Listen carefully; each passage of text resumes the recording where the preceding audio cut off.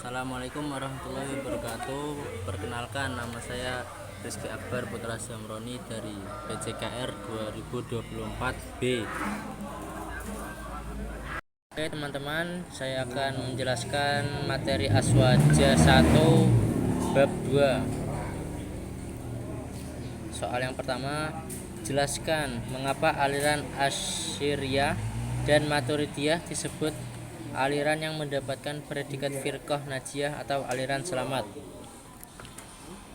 Aliran Asy'ariyah dan Maturidiyah disebut sebagai firqah najiyah atau aliran yang selamat karena keduanya dianggap sebagai aliran yang tetap berpegang teguh pada ajaran-ajaran Islam yang benar menurut mayoritas umat Islam. Istilah firqah najiyah sendiri merujuk pada golongan atau kelompok yang selamat, sesuai dengan sabda Nabi Muhammad SAW dalam hadis yang menyebutkan bahwa umatnya akan terpecah menjadi 73 golongan dan hanya satu yang selamat, yaitu golongan yang mengikuti ajaran Nabi dan para sahabatnya dengan benar. Beberapa alasan mengapa kedua aliran ini disebut sebagai firqah najiyah adalah sebagai berikut. 1. Keselarasan dengan ajaran Ahlus Sunnah wal Jamaah. Baik Asy'ariyah maupun Maturidiyah berpegang pada prinsip-prinsip Ahlus Sunnah wal Jamaah yang merupakan konsensus mayoritas umat Islam. 2. Tafsir rasional terhadap akidah. Kedua aliran ini menekankan penggunaan akal sehat dalam memahami ajaran-ajaran agama. 3. Menerima ajaran ilmu kalam. Asy'ariyah dan Maturidiyah dikenal sebagai aliran yang membangun dan mengembangkan ilmu kalam (teologi Islam) secara sistematis. 4. Modernisasi dalam teknologi. Kedua aliran ini juga tidak terlalu ekstrim dalam masalah keyakinan dan praktek agama, dan berusaha menjaga keseimbangan dalam memahami sifat Tuhan, wahyu, dan peran manusia. Lanjut ke soal nomor 2 ya. Jelaskan perbedaan sifat salbiyah dan ma'ani.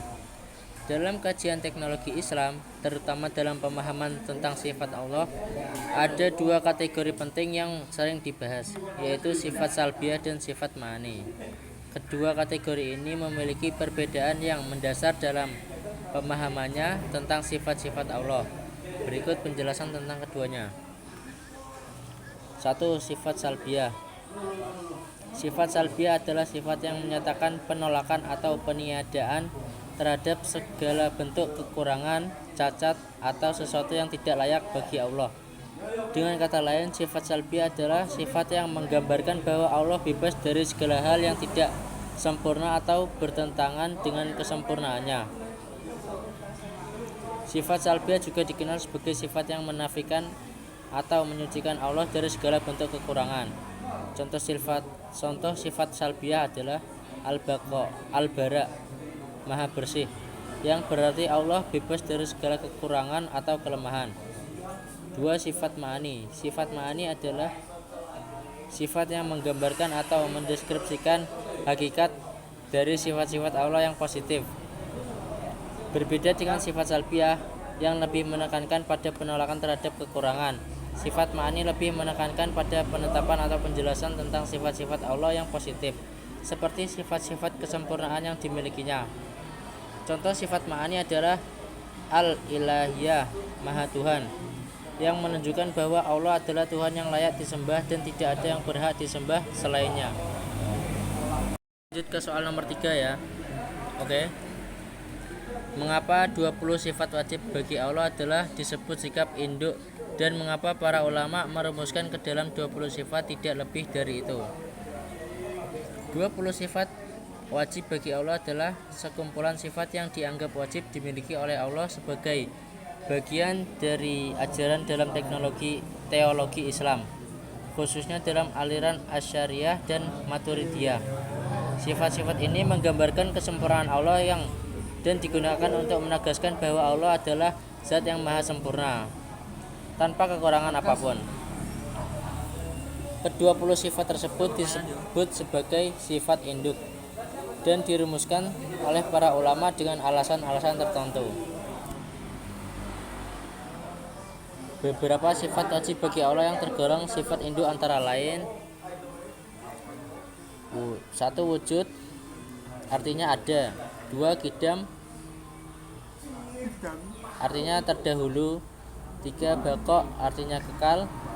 4. Mukhalafatul lil hawadisi, artinya berbeda dengan makhluk. 5. Qiyamuhu binafsihi, mandiri atau Allah tidak bergantung pada apapun. 6. Wahdaniyah, artinya esa. Dan sifat-sifat lainnya juga menjelaskan tentang kesempurnaan dan ketidakterbatasannya Allah.